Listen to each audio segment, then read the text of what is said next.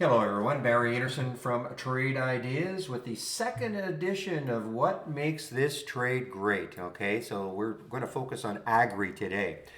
Now, first of all, the market is being trashed right now. I had the great day yesterday, and the market though is down today, and so I actually said in the room I'm going to be hard pressed to find anything to go long on. But look at agri. Now, we saw this in the pre-market, okay? And so the first thing to do is, okay, you wonder, okay, why was this up? Had a little bit of news, okay? So it had a little bit of news and it kept moving higher.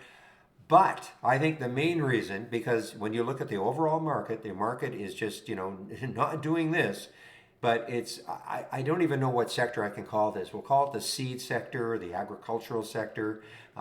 It is in the right sector today. So what makes this trade great? Had some news, and it's in the right sector. And also, if you look, let me see if I can bring out a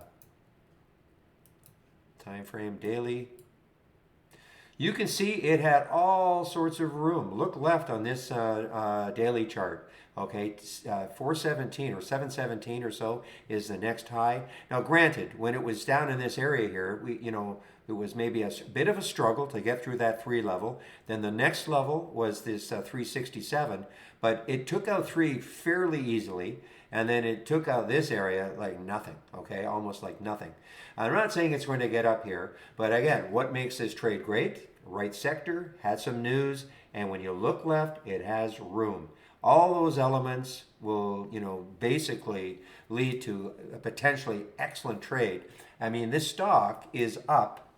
Let me just see what it's up right now. I mean, this stock is up 181%. It's traded 135 million shares. You can see it right there. And it only has 11.5 million in the float. That's another reason why you can get, something like this making this trade great. So, agri today, what makes this trade great? Hopefully I covered all the reasons why what makes this particular stock a great trade.